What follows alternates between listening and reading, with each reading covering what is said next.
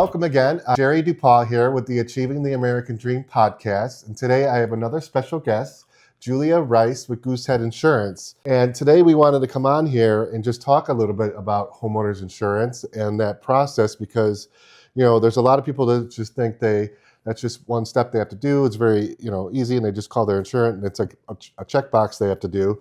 But really, it's a little bit more in depth than that. Us at Guaranteed Rate, our underwriters, or any lender is going to look a little bit further into insurance.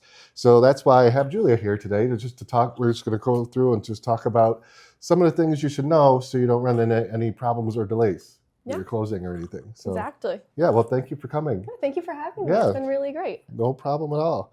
No one wants that, hour before closing surprise where, something's wrong with the insurance and we have to scramble to get things fixed, right? But you're there to ensure that doesn't happen. Yeah, that is exactly right. No one wants to deal with those last minute insurance issues. And so my job is to make it as easy as I possibly can for all of my new home buyers, closers, anyone like that, and just expedite the process and make sure everything goes smoothly for you. Right. No, exactly. So there are some things when it comes to insurance that underwriters look at to make sure, it's acceptable to the lender. One is, you have to have replacement costs on your insurance. Like a lender wants to make sure, if God forbid, if the home or the asset were to burn down per se, that it would be rebuilt, fully. So there's different ways to do insurance. Like when you own a house without a mortgage on it, you don't necessarily have to have replacement costs, right? You could have something, what is it called? Actual cash value or ACV on the roof, or you can have something called scheduled items. So that is when you're not insuring up to replacement costs, but you still have a little bit of coverage on there, but it really is best to have that replacement cost on there. This is your biggest asset most of the time is your home. So you want to make sure you're fully covered on all fronts. Exactly. And the other thing that could affect, so a premium with replacement cost is going to be a little bit higher, right? But that's required for a mortgage. But the other thing is deductibles. You can kind of change deductibles to get the insurance costs maybe more affordable for people, right? In certain scenarios. Exactly. So we can move around our deductibles if we're in a tight debt to income situation where we have to have a specific price point.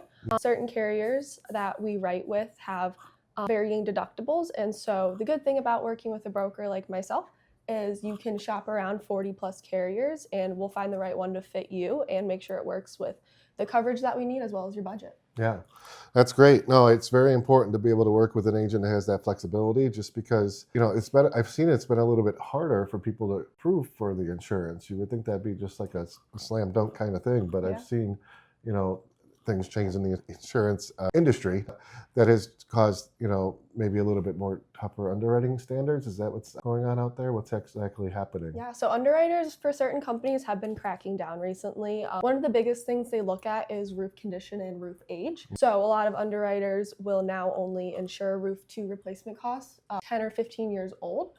Some companies still have about a 25-year window. And so shopping around again, you're able to find the one that fits for you.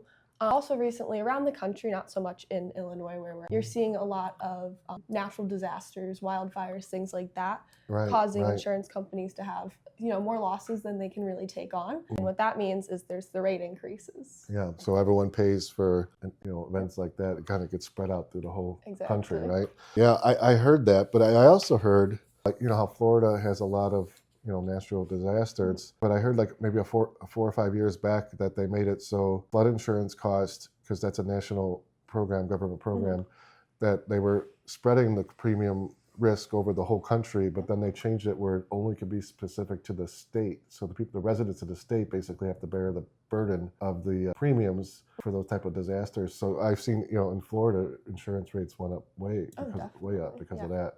They have. And there's the National Flood Plan, which is the public flood insurance. And then there's also private ones. And over at Goosehead, we write both private and public. And so when there are events like that and we see rate increases on the public sphere, we're able to write you in the private one, vice versa. And so the market's always changing in insurance, which no one wants to hear. No one wants to buy a house and then hear that it's a bad time to get insurance. But we're able to kind of mitigate all of those risks by going public, private, any which way we're able to. Right. That's great to know. And I've actually seen flood insurance premiums like half the cost for private sometimes than what it was for the national. So it definitely is inducive for you to shop around for your insurance, because not all agencies can do that. Not all agencies even offer flood insurance, to be honest. Exactly. So yeah, that's great. And then you're also telling me, for your book of business, that once someone experiences a policy increase, you're going to go back and shop that around like right away for your people. You're not just going to wait for them to give you a call, which is rare. Usually the insurance agent would wait for a phone call.